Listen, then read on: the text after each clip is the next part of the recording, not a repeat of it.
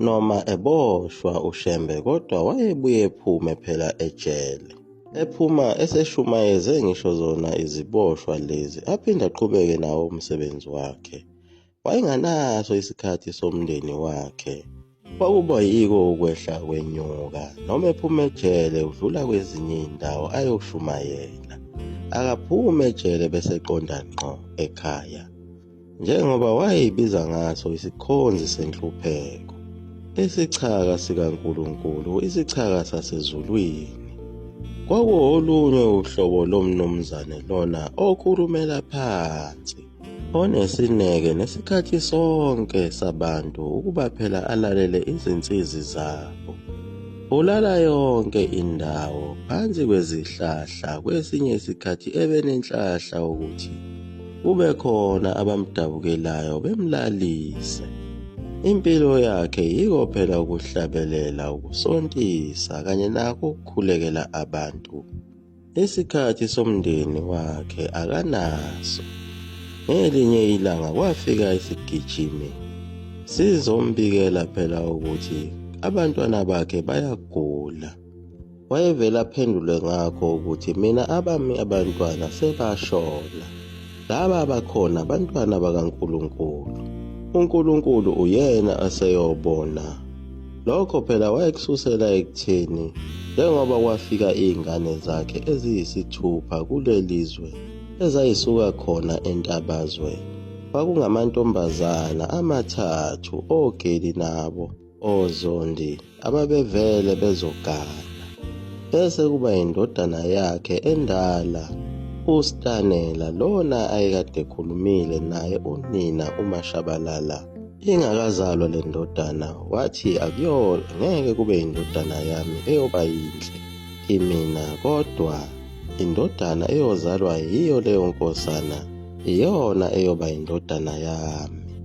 Lokho kusho ukuthi indodana eyoba indlalifa yakhe uShembe yayingakabi khona, njengoba wayefungile ukuthi le ndodana yakhe endala iyona eyozala indlalifa yesibongo sakwaShembe.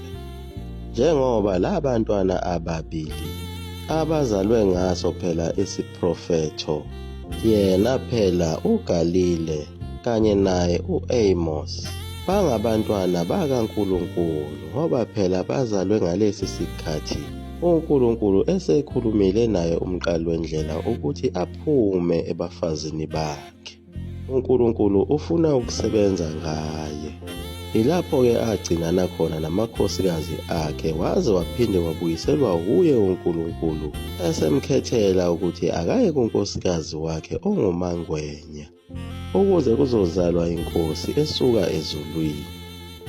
Ngawo unyaka ka-1904 ngoJulayi 27 laphinde labuya futhi izwi selithi manje akaye kuyena phela unkosikazi wakhe wesibili uMasigasa, kunomunye umntwana ozosuka ezulwini oyimbeleko yale nkosi esifikile emhlabeni. Bazalwa kanjalo-ke abantwana bakaNkulunkulu ngokuthanda kwakhe, njengoba wayekade ethi kuye umqali wendlela kumele angaganwa. Uhlelo lwakhe uNkulunkulu, umqali wendlela wayengeke aganwe. Wayozaganwa ngokuthanda kwakhe uNkulunkulu. Hleze wayehlele ukuthi uma esebuya entabeni bese ethola inkosazana ephelele esibhabhadisiwe okuyiyona ayizozala nayo la makhosi asezulwini. Kodwa kwenzekanga kanjalo ngenxa yakho phela ukuthi naye wayephethwe ngabazali, njengoba kwakusekhona yena unina uMahadebe owayeshaya amakhala ebona kuhamba isikhathi phela lensizwa ingaqomisi. Kanti nazo izintombi ezazisebenza eplazini zazikhala kakhulu ngakho lokhu, ngoba ontanga yakhe phela basebeqonyiwe. Yena ulibele ukuthandaza nalezi bonakaliso zakhe. Ilapho-ke unina uMahadebe amqokela khona le ntombi yakwaShabalala eyincoma kuye, kodwa yena engafuni. Elokhu ekhuluma ngalo uNkulunkulu wakhe ethi ayiyinhle le ntombi emehlweni kaNkulunkulu, uNkulunkulu uthi akayifuni. Kodwa ngenhlonipho ayenayo yomzali wakhe, waphoqa ukuthi aze ayivume imgane. Ilapho-ke ayitshela khona le ntombi ukuthi njengoba ungiganile uNkulunkulu ubengathandi, kodwa ngoba umama ukukhethile naye ukuthandile, kumele ugane khona lapha ekhaya. Kodwa nawe mhla uthola indodana yakho yokuqala, ngiyoyikhethela umakoti, okuyena lowo makoti oyongizalela indodana eyobe iqondene nami ngqo, eyoba indlalifa yami. Ikona-ke lokho wakwenza ukuthi uShembe athi akanazo izingane, ngoba wayelinde yona indodana yakhe endala ukuba phela imzalele inkosana yakhe. Lokhu kwakubamangaza kakhulu abantu ukuthi indoda enjani lena ingawunaki umndeni wayo. Phela uShembe lona wayinakekela kakhulu bona abantu laba bangamaNazaretha, ibona abantu ayebathanda kakhulu. Uma begula usukumela phezulu, kodwa uma kugula ingane zakhe uziqhubekela nayo imisebenzi yakhe. Kanye nazo lezi zinto azikhulumayo ezingaqondakali, njengoba phela esedlule laphayana eplazini likamoba, iplazi likaMarshall Campbell, lona phela obexhasa uJohn Langazibalele ngezimali, aphinde abe umeluleki wakhe uJohn Langazibalele njengoba ngesikhathi ekade e-America isikole kanye nawo amasonto lawa besale ngaphansi kwesandla sakhe uMarshall Campbell. Kodwa abasebenzi bakulo leli plazi likamoba babengakwazi ukulibiza leli gama elithi Marshall Campbell, babe bembize ngokuthi uMashu. uShembe uhamba nabazalwane bakhe ubuka lona leli plazi likamoba.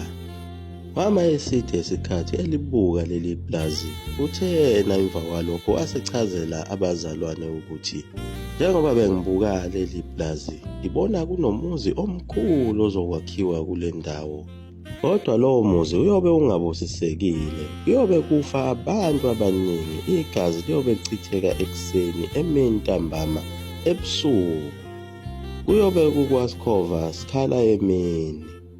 Izintombi zakhona kulo muzi ziyobe zifaka amabhulukwe njengamadoda, ziphuza notshwala, zibhema nogwayi.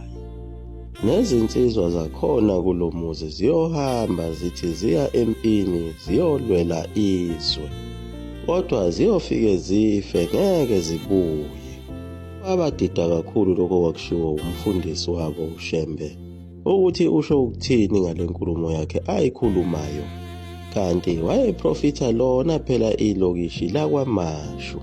Ngaleso sikhathi phela kwakusatshalwe wona umoba walo iplazi likaMarshall Campbell, naye ewayelithole ngawo phela umkhonyovu kaMashiqela uCharles Renoth, lona wayezidepulela umhlaba wamakhosi enike abelungu bakubo.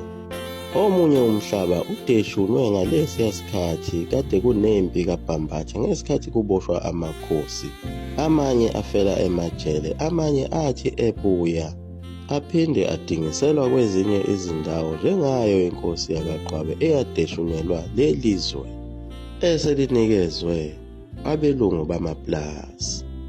Nangempela kwenzeka lokho kwakushiwo uyena uShembe ngokuhamba kwesikhathi, njengoba kuleli lokishi lakwaMashu kwaphuma izinsizwa ezazithi ziyolwela lona izwe. Iningi lazo zafela khona emasosheni nasekudingisweni emazweni angaphandle, njengaye uMoses Mabhida ongabuyanga owafela khona ekudingisweni, kanye nenqwaba yezinsizwa zakhona kule ndawo ezagwetshwa intambo zangcwatshelwa emajele khona ePitoli.